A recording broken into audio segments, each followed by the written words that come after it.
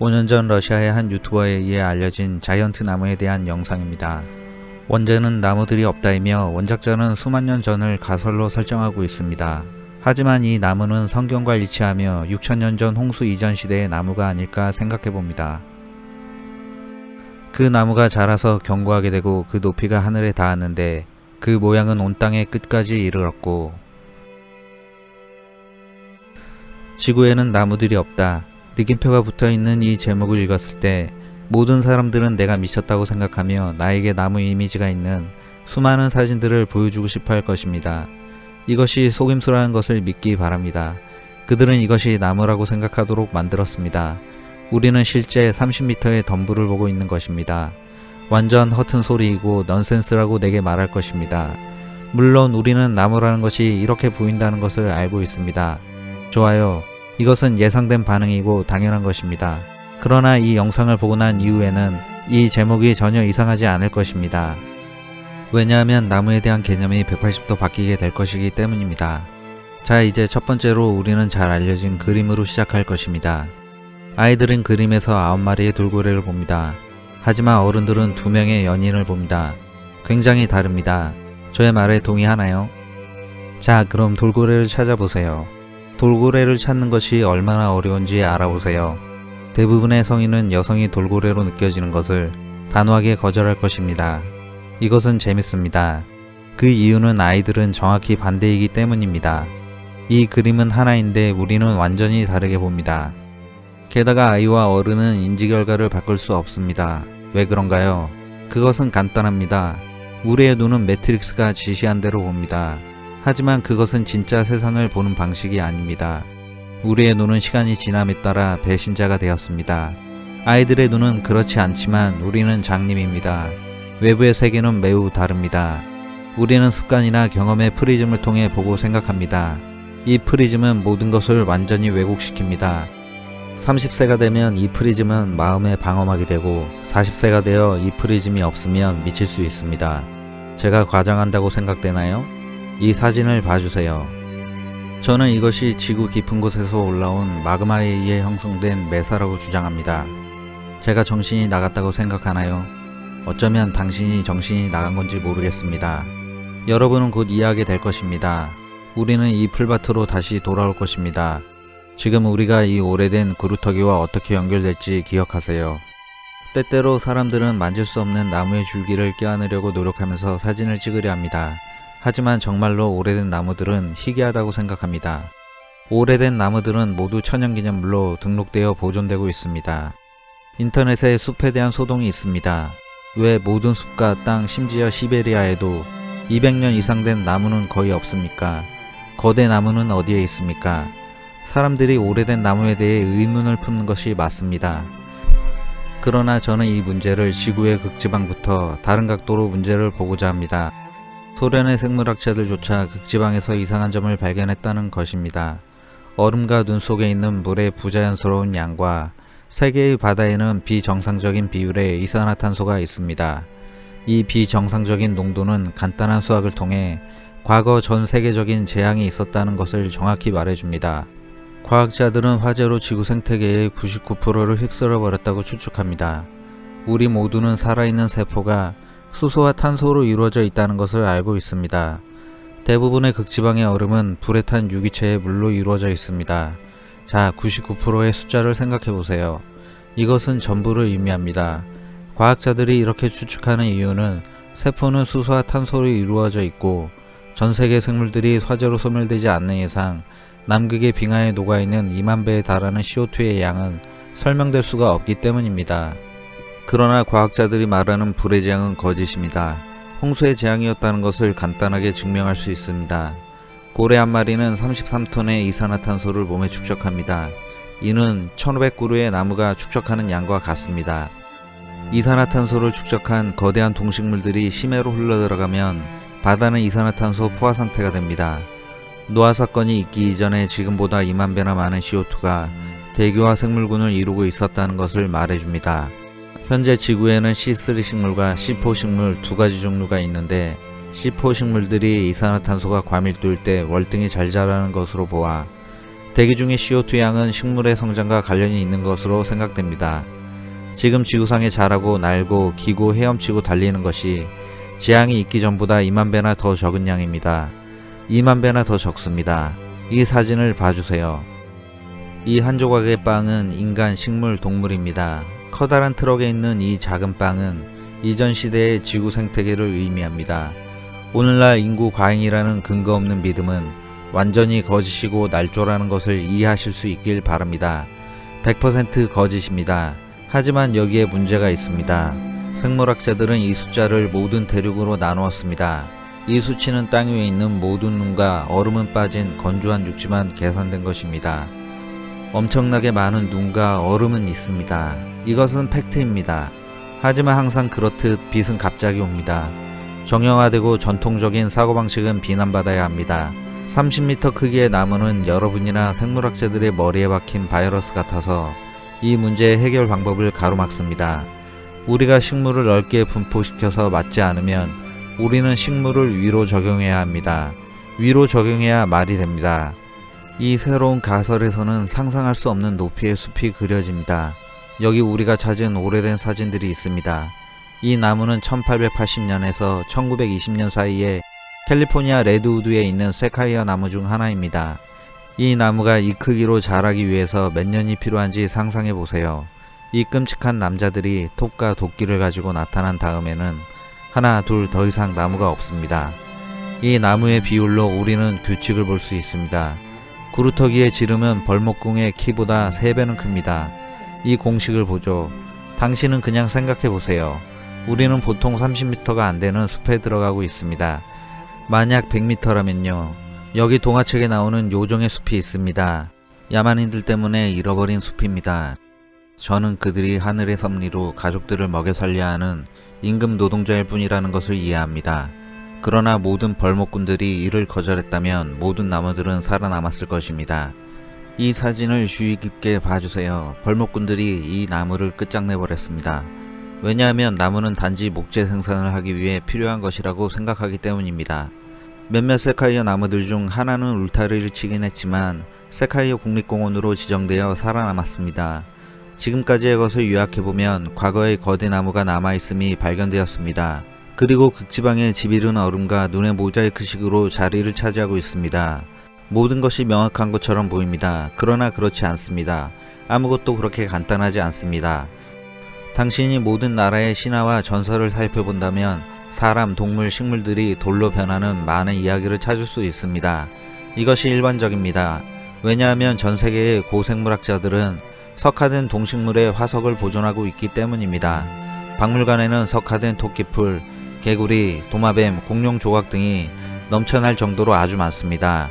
개구리와 토끼풀 좋습니다. 그러나 나무는 어떤가요? 나무들은 어디에 있나요? 캘리포니아의 세카이어 나무는 화석으로 맞지 않습니다. 왜냐하면 이 나무들은 탄소로 만들어져 있기 때문입니다. 이 말은 이 나무들이 규소시대와 관련이 없다는 것을 의미합니다. 제가 이것을 어떻게 아냐고요? 먼저 이 나무들은 표준화된 도구로 톱질되어 잘려져 있습니다. 톱으로 규소를 자르면 톱이 부러질 것입니다. 탄소로 만들어진 거대 나무가 규소시대와 관련이 없다면 규소나무는 어디에 있을까요? 맞춰보세요. 규소나무는 발견되었습니다. 어디에 있는지 맞춰보세요. 북아메리카에 있습니다. 정확히 말하면 애리조나에 있습니다. 여기에 규소질 나무가 있습니다. 저는 하늘 아래에 있는 자연박물관을 소개해주고자 합니다. 돌로 된 나무가 사막에 흩어져 있습니다. 울타리도 쳐져 있고요. 오늘날 모든 사람들은 화석수목 국립공원에 방문할 수 있습니다. 이 공원에 있는 석화된 화석들은 평범하지 않고 독특합니다. 거북이와 개구리가 회색돌로 석화되었다면 이 나무들은 준보석으로 변화되어 있습니다. 아름다운 보석입니다. 그렇지 않나요? 이제 조사를 할 시간입니다. 우리의 모든 수목들은 어리고 30m 이상 자라지 않습니다. 동화 속 나무의 흔적은 세카이어 나무에서 발견했습니다. 생물학자들은 극지방의 얼음과 눈에 녹아있는 CO2를 말하고 우리는 규소시대의 석화된 보석으로 된 나무를 발견했습니다. 많은 것들이 잘 맞아떨어집니다. 제가 아이였을 때 TV에서 석화된 화석을 본 후 다음과 같은 의문에 시달렸습니다. 어떻게 개구리가 다른 생물처럼 썩는 대신 돌로 변화되는 것이 가능할까? 위키피디아 사전이 설명하는 것을 살펴보죠. 넘어진 줄기가 화석이나 석화된 나무로 변하기 위해서는 특별하고 드문 조건을 만나야 합니다. 일반적으로 넘어진 나무는 유기적인 구조나 외관을 보존하기 위해 산소가 차단된 환경에 묻히게 됩니다. 저는 이게 영국식 유머라는 것을 알아요. 그렇지 않다면 저는 설명하려고 노력할 것입니다. 저 말은 자연스러운 재난이 필요합니다. 예를 들어 화산 분출, 쓰나미, 진흙폭우로 맘모스나 개구리를 재빨리 덮어 박테리아가 시체를 악취나는 거름이 되지 못하게 만들어야 합니다. 다시 말하면 석화된 생물을 만들기 위해서는 생물을 완전히 감싸거나 덮어야 합니다. 소위 과학자들의 말에 의하면 생물의 조직은 유기질인데 마법과 같이 실리콘으로 변했다는 것입니다. 이산화규소 이 화학식을 기억하세요. 만약 당신의 애완동물을 묻었다면 당신은 빨리 달려가서 당신의 사랑하는 애완동물이 화석이 된 것을 파낼 수 있고 이 화석을 당신의 테이블 위에 놓을 수 있습니다. 이런 블랙 유머로 나를 비난하고 싶으세요? 이런 비난은 헛소리를 짓거리는 과학 집단에게 돌리세요. 시체에는 두 가지 옵션밖에 없습니다. 호박 안에 곤충처럼 마르던가 두 번째 옵션으로 단순하게 썩는 것 뿐입니다. 유기체는 결코 잡석으로 변하지 않습니다. 이 모순은 진실을 감추기 위해 지어낸 것입니다. 돌로 바뀌는 마법은 사소한 일입니다. 나무가 갑자기 값비싼 돌로 바뀝니다. 거짓말과 무지가 걷잡을 수 없게 되었습니다.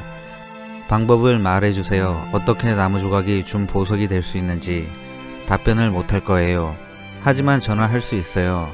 나중에 이 문제를 토론해보고 일단 지금은 이 보석들이 무엇을 보여주는지 분석해보죠. 당신은 어떤지 모르겠지만 저는 세 가지가 혼동스럽습니다. 첫 번째로 공식적인 이야기에 의하면 이 나무들은 근처의 화산과의 싸움에서 패했습니다. 22,500만 년 전임을 주목하세요. 잠시만 기다려봐요. 더 있습니다. 나무는 불에 타지 않았을 뿐만 아니라 단지 물리화학과 생물화학의 법칙에 대항하여 젖은 땅에서 썩지도 않고 귀중한 보석으로 바뀌었습니다. 데이비드 카퍼필드가 구석에서 초조하게 담배를 피우고 있습니다. 이게 끝이 아닙니다. 나무는 부러지지 않았습니다. 나무는 정확히 톱으로 절단되어 있습니다. 저는 원주민들이 사용한 전기톱의 브랜드를 알고 싶습니다. 물론 저는 농담을 한 것입니다. 하지만 결론은 이곳은 박물관이 아니라 극장의 무대라는 것입니다. 이 나무들은 톱질되어 누군가에 의해 여기로 옮겨졌습니다.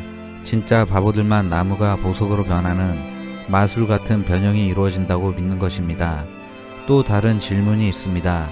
그들은 어떤 목적으로 이 협곡에 실리콘 생명체의 조각들을 흩어놓았을까? 이 실리콘 나무들이 캘리포니아의 세카이아 나무에 비해 비교가 안 될 정도로 작다는 것에 주목하셨습니까? 하지만 이것은 단순합니다. 이것은 나무가 아니에요. 이것들은 거대 귀소질 나무의 가지들입니다. 이 나무들은 매우 커서 세카이어 나무에 비하면 바오밥 나무 근처에 있는 막대기에 불과합니다. 제가 무슨 말을 하는지 이해하기 위해 우리가 가장 좋아하는 풀밭으로 돌아가 보죠. 저는 묻고 싶습니다. 여러분은 무엇을 보고 있는가요? 데이지들 속에 있는 구루터기인가요? 저는 계속 주장하는데 이것은 2억 년 전 지구 깊은 곳에서 올라온 마그마로 형성된 메사입니다. 제 말이 믿기지 않나요? 그럼 지금은요. 이것을 소개해드리죠. 이것은 악마의 타워 메사입니다. 병반이라고도 불리며 2억 년 전 지구 깊은 곳에서 올라온 마그마에 의해 형성된 것입니다. 이것은 위키피디아 사전이 설명하는 방식이고 수십억 명의 사람들이 이것을 메사, 라콜리스 또는 산이라고 믿고 있습니다. 정말요? 완벽하게 설명할 수 없는 기둥을 들여다보기 위해 조금 더 가까이 가보겠습니다. 위키피디아를 다시 한번 살펴보죠. 화성암은 마그마 용암이 식어 응결 과정으로 형성됩니다. 정말 얼마나 영리한 자석 같은 용해인가. 300m 상공에서 완벽한 육각형 모양으로 냉각되어 서 있습니다. 이 기적같은 세로열에 측정 도구를 일치시킬 수 있습니다. 이것들을 빗자루처럼 묶어 크림 분사기로 짜냅니다. 그때 큰 선풍기를 가까이 가져가 빠른 시간 내에 기둥이 분리되어 식는 것을 돕습니다. 파르테논 신전이나 이삭 대성당의 기둥도 같은 방식으로 지어졌을 것입니다. 과학자들이 이런 쓰레기를 저술하다니 제정신이 아니신 건가요? 인간들 당신은 이런 쓰레기를 믿나요? 제정신이 아닙니다. 이 기하학적인 걸작이 용암의 분수의 결과로 나타났다고 주장하는 것은 페라리 공장에서 일어난 폭발로 인해 경주용 자동차가 트랙에 나타났다고 주장하는 것과 같습니다.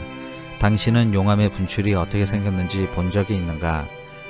이 시대의 용암은 인공지능이라도 가졌었나요? 정말요? 모든 기둥은 육각형입니다. 왜냐하면 우주의 걸작들이 이런 형태로 만들어졌기 때문입니다. 똑같은 모양의 눈송이는 없습니다. 하지만 모든 눈송이는 완벽한 육각형 모양입니다. 벌들도 마찬가지입니다. 수학적 지식이 없어도 정확히 일치합니다. 정육각형은 다른 형태들 중에서 둘레의 길이가 가장 적습니다. 그래서 가장 효율적으로 이 모양을 채울 수 있습니다. 벌들이 벌집을 만들 때 본능적으로 가능한 적은 밀랍을 써서 넓게 만들려고 합니다. 육각형 모양은 벌집을 짓는데 가장 효율적인 경제적 모양입니다. 자, 이제 식물 교과서를 펴보죠. 어떤 식물의 구조를 찾고 거대 그루터기와 비교해보죠. 우린 이 일에 깊이 관여하지 않을 것입니다. 단지 그루터기의 사진에서 얻을 수 있는 사실만을 원합니다. 그래서 이 사실에 반론을 제기하는 것은 소용없을 것입니다. 저는 아마식물 줄기의 단면을 소개하려고 합니다. 신사숙녀 여러분, 생물학자들은 뭔가 눈치채셨나요? 아닌가요? 잘 보세요. 중간 부분이 벌집처럼 보입니다. 와우, 모든 게 육각형입니다. 이런 우연의 일치라니. 아마식물 주위의 껍질을 제거하면 그루터기의 표면과 같습니다. 주변의 작은 바위들을 보고 뭐가 뭔지 알아맞혀 보세요.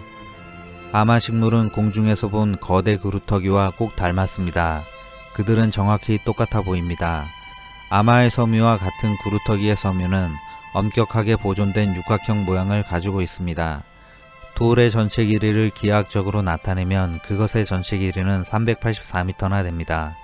주목해 주셨으면 합니다. 우리가 식물학 교과서에서 배우는 바와 같이 그루터기의 섬유는 그 비율에서 훨씬 더 엄격합니다. 그것들은 전체적으로 다르지 않고 서로 상대적입니다. 그것은 금속 아변기를 거친 후 완성된 육각형 단면의 한 갈래입니다. 섬유가 서로 붙어있지 않습니다. 자연스럽게 각질이 제거되고 돌의 침식이 진행되면서 떨어져 나갑니다. 우리의 그루터기에서 나오는 각각의 섬유질은 근육이나 다른 기관을 감싸고 있는 섬유 조직의 얇은 피복과 같은 얇은 막으로 덮여 있습니다. 당신이 보고 있는 것처럼 석가된 표피는 바람과 습기의 접촉으로 갈라지고 떨어져 나가고 있습니다. 이것은 그루터기의 섬유질이 최소 2가지 이상의 성분으로 구성되어 있다는 직접적인 증거입니다. 뿌리는 수직으로 땅에 들어가지 않습니다. 모든 나무들이 그러하듯 점진적으로 구부러져 뿌리 시스템으로 변합니다. 당신이 볼 수 있듯이 용암의 자연적인 우연한 응고라는 공식적인 이야기는 100% 헛소리입니다. 1977년 헐리우드 영화인 미주와의 조우에서 악마의 타워가 중요한 역할을 했었습니다. 이곳은 외계인과 만날 수 있는 산이라고 100번이나 들었지만 이런 쓰레기는 바보들에게나 어울립니다. 헤이 이봐요, 생물학자, 지질학자, 고생물학자들. 여기서 당신들은 용접 마스크를 쓰고 세계를 연구합니까? 이제 언젠가 그루터기였던 나무의 높이를 알아보죠. 아까 말씀드렸던 공식을 사용합니다. 그루터기의 지름은 바닥이 300m입니다. 시그마 300의 20을 계산해서 우리는 높이를 얻을 것인데 준비되었나요? 6km, 19,685피트. 생각해보죠. 모든 것은 비교를 통해 배웁니다. 데블스 타워는 거대한 실리콘 나무의 거대한 그루터기이며 모든 사람들이 보아온 일반적인 그루터기의 특성을 모두 가지고 있습니다. 저는 그런 명확한 증거 후에도 여전히 깊이 잠들어 있는 사람들이 있을 것이라고 확신합니다. 누군가는 나에게 더 물어볼 것입니다. 만약 이것을 제 주장의 전부라고 생각한다면 저는 당신을 실망시키는 것입니다. 왜냐하면 제 소매에는 많은 트럼프 카드가 있기 때문이고 저는 그것을 테이블 위에 던져 모든 순간을 즐길 것입니다. 좋아요.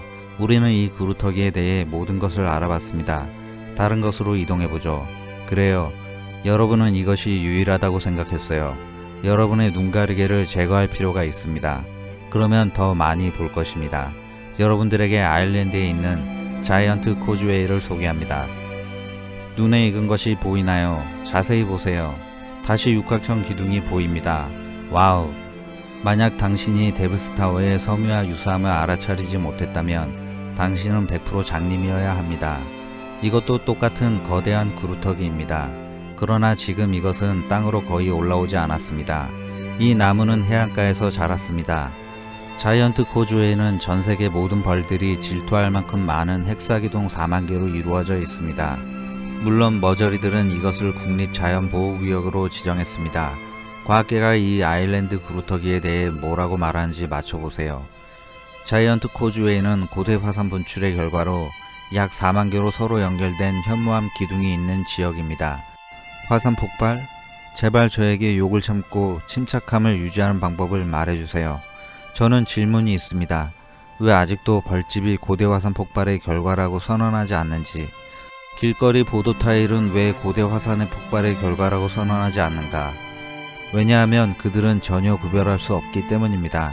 우리의 예전 방법으로 돌아와서 자이언트 코주웨이를 비교해보죠. 하지만 이번에는 진짜 용암과 함께 용암이 어떻게 폭발하고 어떻게 흐르는지 상기시켜 주셨으면 합니다. 용암은 이렇게 응고됩니다. 이제 데블스타워와 자이언트 코주웨이를 비교해보죠.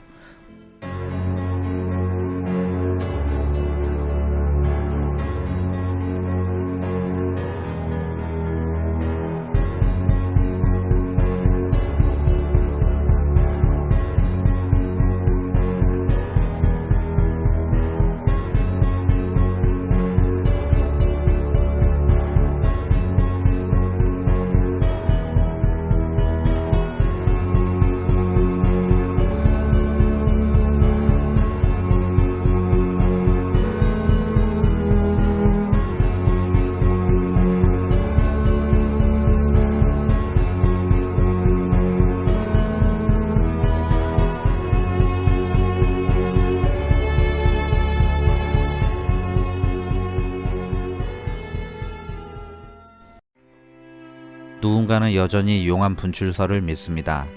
만약 제가 거대한 실리콘 나무에 대해 몰랐다면 저는 차라리 거대한 크림 인젝터와 선풍기를 믿고 싶습니다.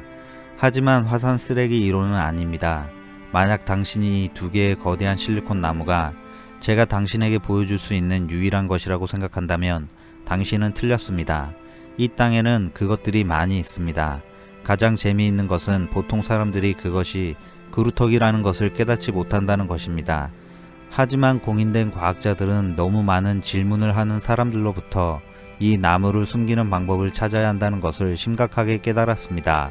그리고 그들은 이 실리콘 그루터기들에 붙일 천재적인 이름을 발명했습니다. 현무암 절벽, 천장에 섬유가 매달려 있는 이 두 사진에 주목해 주세요. 화산 버전으로 용암이 흘러내리고 있다는 것을 어떻게 설명할 수 있을까요? 용암은 땅에 떨어지지 않았고 육각형 모양으로 옆 방울에 붙어 있었고 몇몇은 땅에 도달했습니다. 이 사진을 보세요. 이 소녀의 일상 사진입니다. 좋습니다. 하지만 그녀가 깨닫지 못하는 유일한 것은 그녀가 실리콘 나무 그루터기 근처에 앉아 있다는 것입니다. 모든 가공된 것들은 눈에 잘 띄지만 매트릭스의 프리즘은 우리가 9마리의 돌고래를 볼 수 있도록 허락하지 않습니다. 이 땅에는 수많은 실리콘 그루터기가 있습니다. 당신은 이 주제를 당신 스스로 조사해 볼 수 있습니다. 구글이 도움이 될 것입니다. 앞으로 이동해보죠.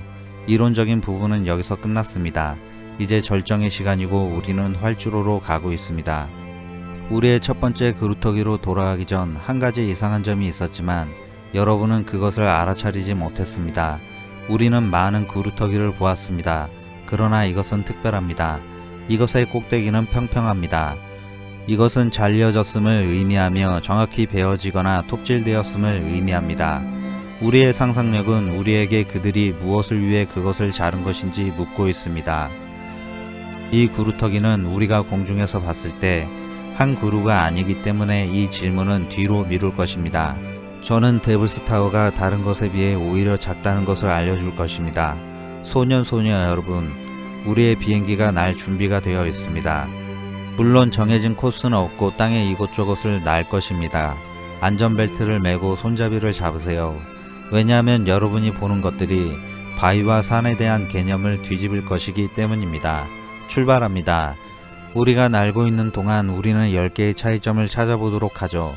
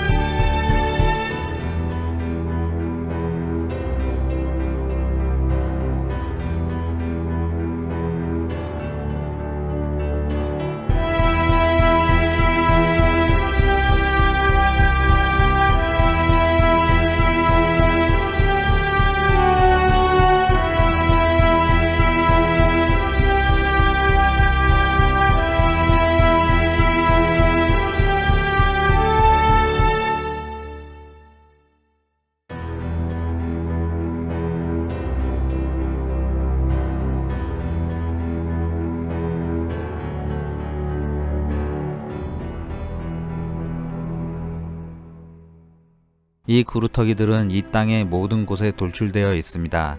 수백 개가 있습니다. 과학자들은 이것을 스페인어로 테이블을 의미하는 메사라고 부릅니다. 왜냐하면 그들은 봉우리가 평평한 테이블 모형이기 때문입니다. 데블스 타워의 높이가 6km나 됩니다. 그러나 우리는 데블스 타워가 이 땅에 있는 다른 나무들에 비해 어린 나무라는 것을 깨달았습니다. 예를 들면 아프리카 케이프타운에 있는 산은 매우 인상적인데 그 직경은 3km입니다. 만약 우리가 3시그마의 20으로 높이를 계산한다면 60km의 높이의 나무라는 것을 알게 됩니다. 당신은 이 나무의 가지가 얼마나 클지 짐작할 수 있습니다. 그것이 얼마나 큰지 상상해 보세요.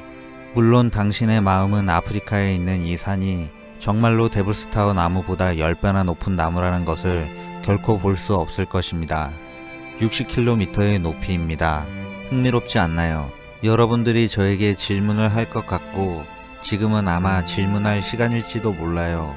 누가 나무를 베었을까? 그들은 왜 그것을 잘랐는가? 무엇을 사용하여 베었을까? 우리는 이 모든 나무가 어디로 갔는지 우리 자신에게 물을 수 있습니다. 다니엘서에 답이 있습니다. 내가 내 침상에서 내 머리의 환상들을 보니 보라, 한 파수꾼 곧 한 거룩한 이가 하늘에서 내려왔는데 그가 크게 외쳐 이렇게 말하기를 그 나무를 베고 그 가지를 자르고 그 잎사귀를 흔들어 떨며 그 열매를 흩어 짐승들로 그 아래에서 떠나게 하고 새들도 그 가지에서 떠나게 하라. 이 구절로 보아 거대 나무는 하나님이 천사들에게 지시하여 잘리어진 것으로 보입니다. 그러나 그 뿌리의 그루터기는 땅에 남겨두어 철과 노새 줄로 동이고 들의 부드러운 풀 속에 두어 하늘의 이슬로 젖게 하며 그의 분깃은 땅의 풀에 있는 짐승들과 함께 있게 하라.